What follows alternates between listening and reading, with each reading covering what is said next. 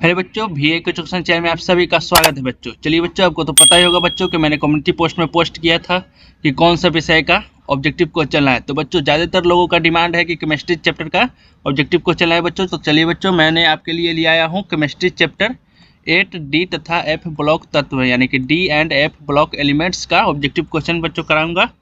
आपके डिमांड के अनुसार लाया हूँ बच्चों।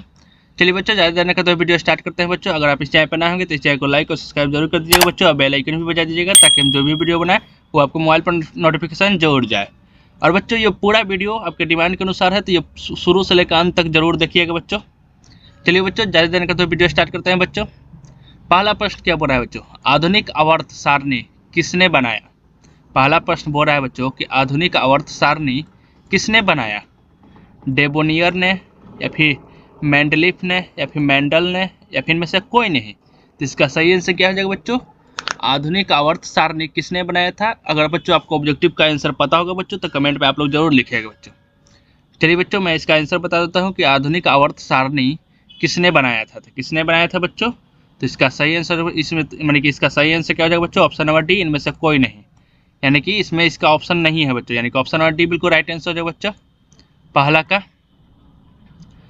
दूसरा नंबर प्रश्न पर है बच्चों, संक्रमण तत्व है। संक्रमण तत्व है यानी कि धातु, अधातु, डी खंड के तत्व ए और सी दोनों, इन सभी ऑप्शन में से बच्चों संक्रमण तत्व कौन सा है?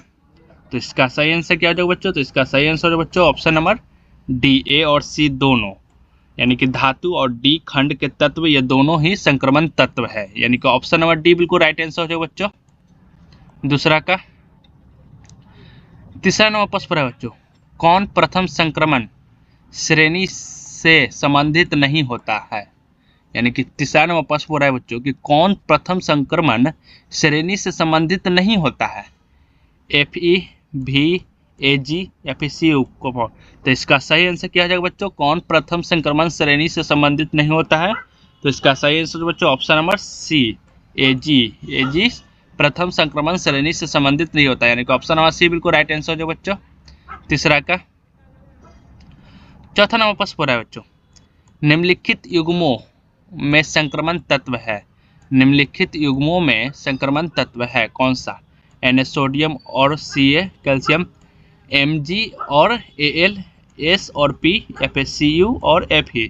तो इसका सही आंसर क्या हो जाएगा बच्चों? निम्नलिखित में युग्मों में संक्रमण तत्व है कौन सा है? तो इसका सही आंसर हो जाएगा बच्चों ऑप्शन नंबर डी, Cu और Fe युग्मों में संक्रमण तत्व है, यानी कि ऑप्शन नंबर डी बिल्कुल राइट आंसर हो जाएगा बच्चों चौथा का।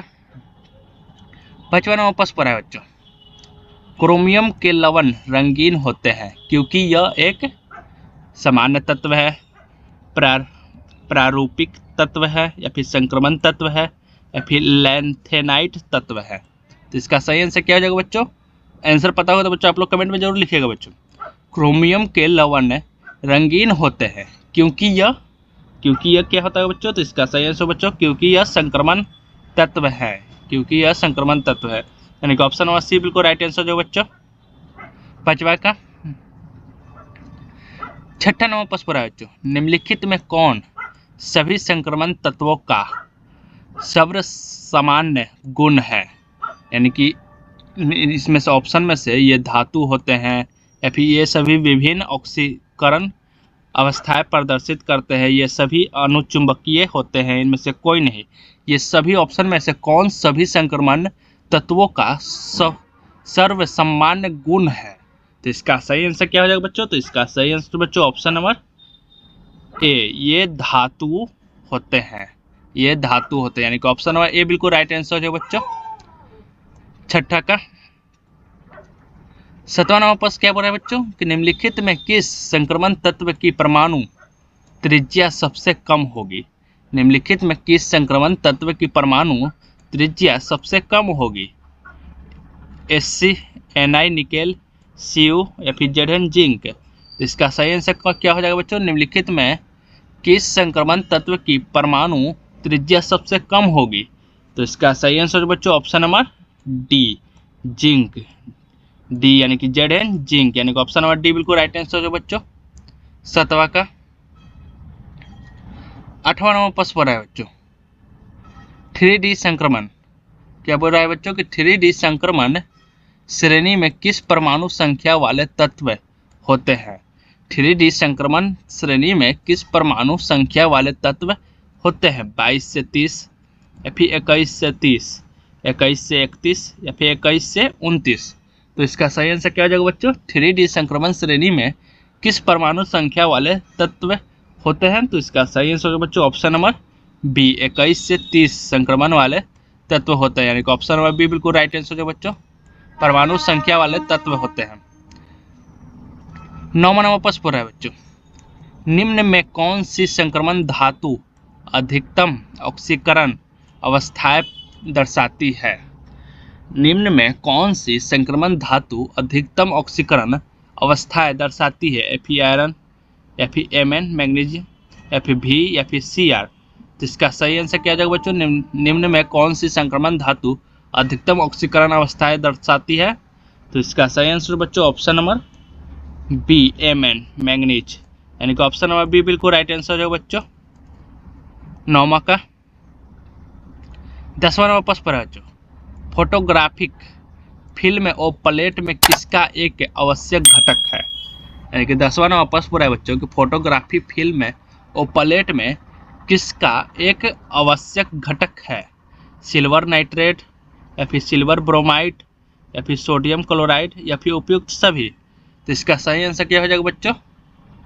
फोटोग्राफी फिल्म और प्लेट में किसका एक आवश्यक घटक होता है। तो इसका सही आंसर जो बच्चों option number B, silver bromide का एक आवश्यक घटक होता है, यानी कि ऑप्शन नंबर बी बिल्कुल राइट आंसर जो बच्चों 10वां का।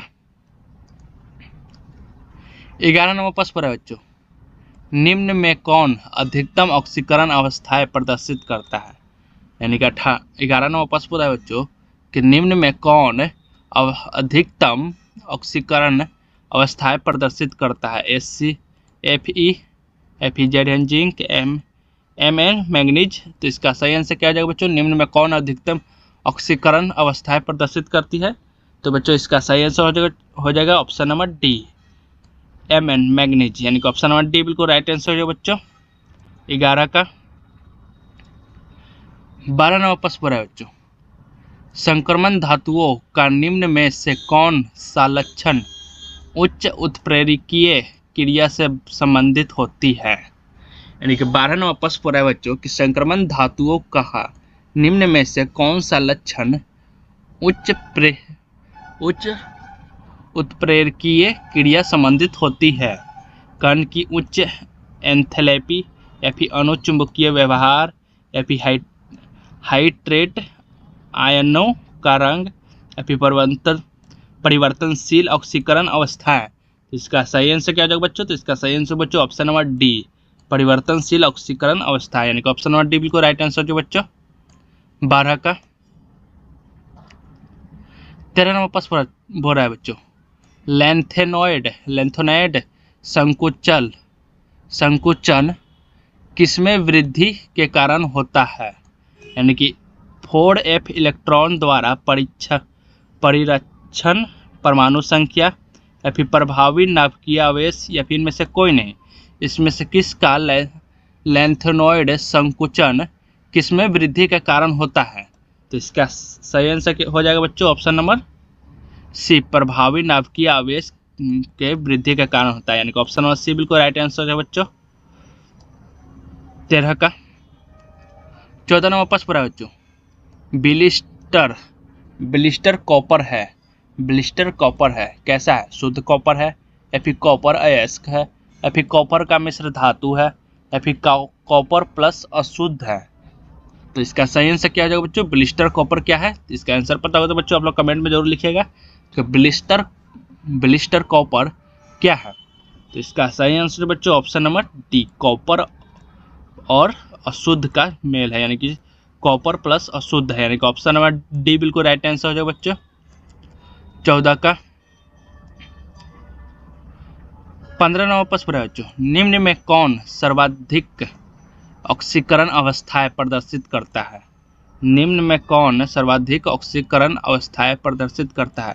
इससे भी पहले बच्चों ये क्वेश्चन दोहरा गया बच्चों, कोई बात नहीं बच्चों, इसका बता दीजिए आप लोग को क्या आंसर हो जाएगा। निम्न में कौन सर्वाधिक ऑक्सीकरण अवस्थाएं प्रदर्शित कर सकता है? Sc, Fe iron, Zn zinc, Mn manganese. तो इसका सही आंसर क्या हो जाएगा बच्चों? तो इसका सही आंसर हो जाएगा बच्चों option number D, manganese. Manganese सर्वाधिक ऑक्सीकरण अवस्थाएं प्रदर्शित करता है, यानी कि ऑप्शन नंबर डी बिल्कुल राइट आंसर हो जाएगा बच्चों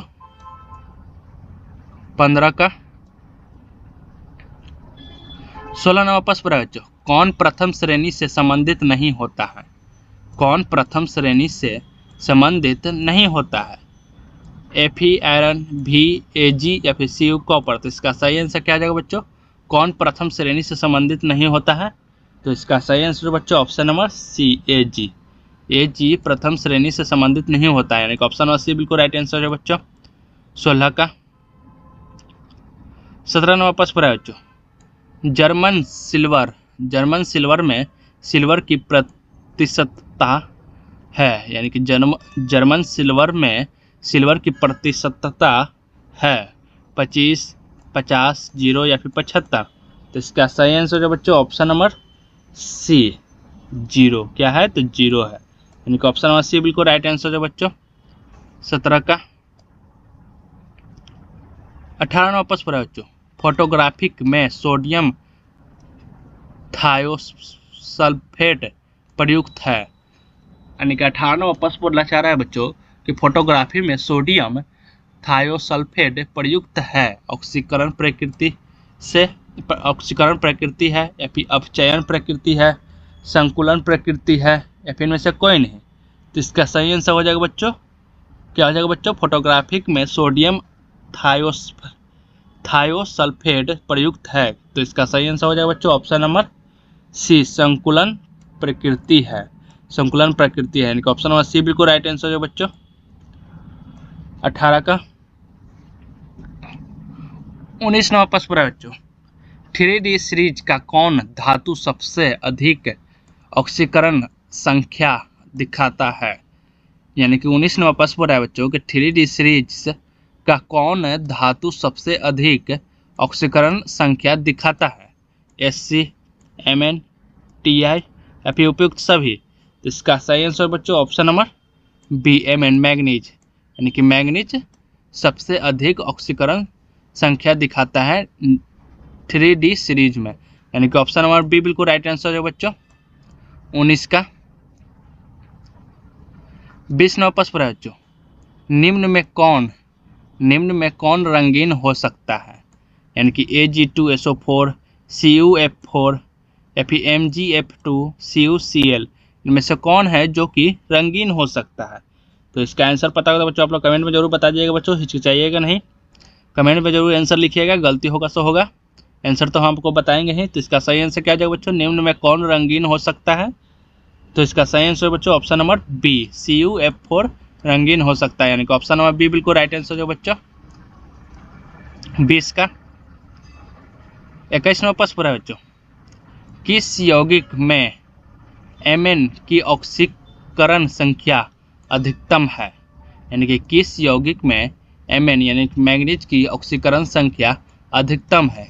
KMnO4 या फिर K2MnO4 या फिर MnO2 Mn3O4। तो इसका सही आंसर क्या हो जाएगा बच्चों? किस यौगिक में Mn की ऑक्सीकरण संख्या अधिकतम है? तो इसका सही आंसर बच्चों ऑप्शन नंबर ए, KMnO4 में ऑक्सीकरण संख्या सबसे अधिकतम है, यानी कि ऑप्शन नंबर ए बिल्कुल राइट आंसर है बच्चों 21 का। 22 नंबर प्रश्न है बच्चों, तापदीप्त लैंप में प्रयुक्त होने वाला धातु है, यानी कि 22 नंबर प्रश्न पूछ रहा है बच्चों कि तापदीप्त लैंप में प्रयुक्त होने वाला धातु कौन सा है? कॉपर, टंगस्टन या फिर मोलिब्डेनम या फिर जिरकोनियम। तो इसका सही आंसर क्या हो जाएगा बच्चों? तो इसका सही आंसर बच्चों ऑप्शन नंबर बी, टंगस्टन है। तापदीप लैंप में प्रयुक्त होने वाला धातु कौन सा है? तो टंगस्टन है, यानी कि ऑप्शन नंबर बी बिल्कुल राइट आंसर है बच्चों 22 का। 23 नंबर प्रश्न है बच्चों, पोटेशियम डाइक्रोमेट तथा KOH के घोल को गर्म करके उसे अम्लीकृत करने पर परिणामी घोल का रंग होगा। यानी कि 23 नंबर प्रश्न पूछ रहा है बच्चों कि पोटासियम डाइक्रोमेट तथा KOH के घोल को गर्म करके उसे अम्लीकृत करने पर परिणामी घोल का रंग क्या हो जाएगा? पीला होगा, हरा होगा, नारंगी होगा या फिर नीला होगा। तो इसका सही आंसर हो जाएगा बच्चों ऑप्शन नंबर सी, नारंगी होगा। क्या होगा? तो नारंगी होगा। यानी कि ऑप्शन नंबर सी बिल्कुल राइट आंसर हो जाएगा बच्चों। ऑप्शन नंबर 23 नंबर प्रश्न का ऑप्शन नंबर सी बिल्कुल राइट आंसर हो बच्चों। 24 नंबर प्रश्न पूरा है बच्चों। निम्न में किसका घनत्व सबसे अधिक है? निम्न में किसका घनत्व सबसे अधिक है? TiSC, ZN जिंक या फिर Cr। तो इसका सही आंसर क्या जाएगा बच्चों? निम्न में किसका घनत्व सबसे अधिक है? तो इसका सही आंसर बच्चों ऑप्शन नंबर ए, TI का घनत्व सबसे अधिक है। यानी कि ऑप्शन नंबर ए बिल्कुल राइट आंसर है बच्चों 24 का। 25 नंबर प्रश्न पूरा है बच्चों। FeSO4 को गर्म करने से प्राप्त होता है। यानी कि FeSO4 को गर्म करने से क्या प्राप्त होता है बच्चों? SO2 या फिर SO3 या फिर SO2 तथा SO3 या फिर SO2 एवं O2। तो इसका सही आंसर क्या जाएगा बच्चों? FeSO4 को गर्म करने से प्राप्त होता है। क्या प्राप्त होता है बच्चों? तो इसका सही आंसर बच्चों ऑप्शन नंबर सी, SO2 तथा SO3 प्राप्त होता है। यानी कि ऑप्शन नंबर सी बिल्कुल राइट आंसर है बच्चों 25 का ऑप्शन नंबर सी बिल्कुल राइट आंसर है बच्चों। चलिए बच्चों, आपका प्रश्न यहाँ पर समाप्त होता है बच्चों। अगर आप इस चैनल पर नए होंगे तो इस चैनल को लाइक और सब्सक्राइब जरूर कर दीजिएगा बच्चों, और बेल आइकन भी बजा दीजिएगा ताकि हम जो भी वीडियो बनाए वो आपको मोबाइल पर नोटिफिकेशन जरूर जाए। और बच्चों चलिए बच्चों